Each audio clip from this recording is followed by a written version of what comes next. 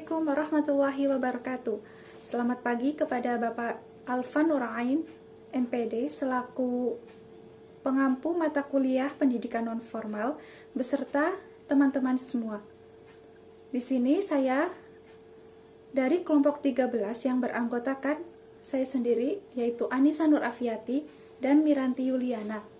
Nah, dalam materi ini, poin yang akan kita bahas yaitu yang pertama, tentang pengertian pendidikan berkelanjutan, dan yang kedua kita akan membahas tentang jenis-jenis pendidikan berkelanjutan, dan yang ketiga kita akan membahas tentang pendidikan berkelanjutan di era 4.0.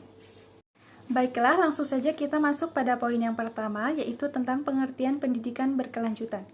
Pendidikan berkelanjutan atau continuing education adalah pengembangan lebih lanjut dari kemampuan manusia setelah masuk menjadi pekerjaan atau kegiatan sukarela. Ini termasuk dalam layanan, peningkatan, dan memperbarui pendidikan. Pendidikan berkelanjutan termasuk studi yang dilakukan dan diperlukan oleh kemajuan pengetahuan. Pendidikan berkelanjutan berkaitan dengan pengembangan pribadi dan profesional. Pembangunan berkelanjutan adalah sebuah pembangunan yang berorientasi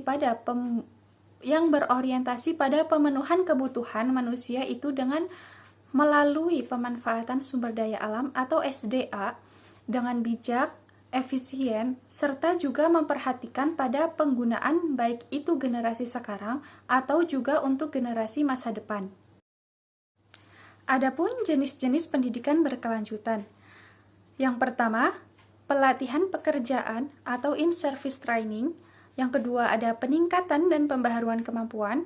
Yang ketiga ada pendidikan kerja. Yang keempat ada latihan pengembangan karir atau pengembangan diri.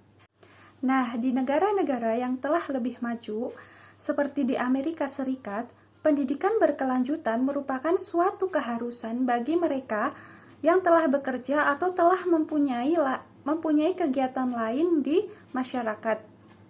Keharusan ini karena adanya dua tuntutan, yaitu tuntutan pekerjaan atau kegiatan yang mengharuskan setiap orang mengembangkan diri untuk mencapai efisien dan efektivitas kerja.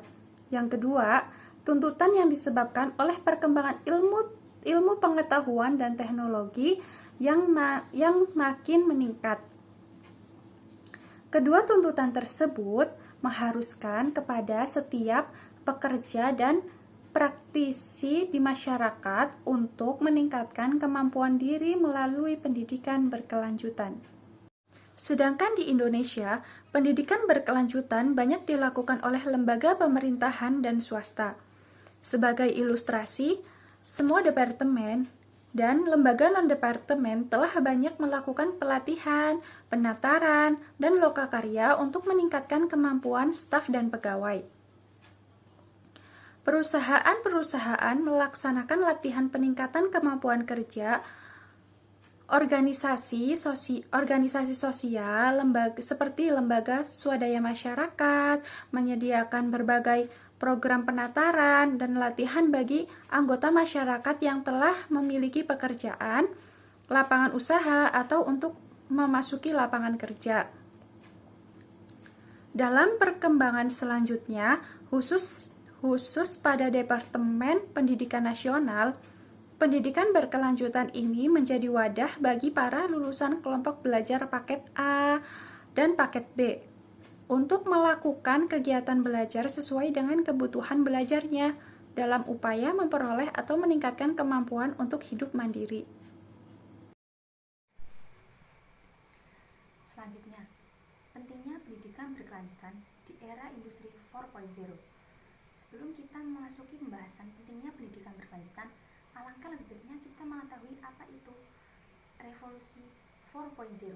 4.0 dalam bidang industri yang sebelumnya masih mengandalkan teknologi manusia dalam proses produksi barang, namun saat ini barang digunakan secara massal dengan menggunakan mesin dan berteknologi canggih. Keadaan ini dikenal sebagai revolusi 4.0. Pentingnya pendidikan berkelanjutan dalam rangka melaksanakan pembangunan pendidikan dalam pembangunan nasional, maka diantaranya harus berpegang pada asas kepedulian. Pembangunan pendidikan nasional pada satu sisi diharapkan tidak merugikan kepentingan dan pemenuhan kebutuhan generasi yang akan datang. Pada sisi yang lain diharapkan dapat mencapai hasil sesuai tujuan pembangunan serta perwujudan visi nasional. Agar kepentingan dan pemenuhan kebutuhan generasi yang akan datang masih tetap terpelihara dan terpenuhi, maka penerapan prinsip dan konsep pembangunan berkelanjutan menjadi hal yang perlu diperhatikan. Oleh karena itu, pembangunan pendidikan dalam konteks pembangunan nasional menuju terwujudnya bangsa Indonesia yang mandiri dan berdaya saing tinggi harus mempertimbangkan isu dan permasalahan terkait penggunaan dasar kontekstual, teoritis dan hasil studi, agar tercipta modal sosial yang dapat membentuk pemikiran kritis dalam rangka mencapai keberhasilan pembangunan nasional. Maka diperlukan pula kebijakan dan strategi memperluas kesempatan guna memperoleh pendidikan berkualitas yang inklusif dan berkelanjutan. Sekian video dari kelompok kami, semoga bermanfaat. Apabila ada kesalahan, kami mohon maaf. Wassalamualaikum warahmatullahi wabarakatuh.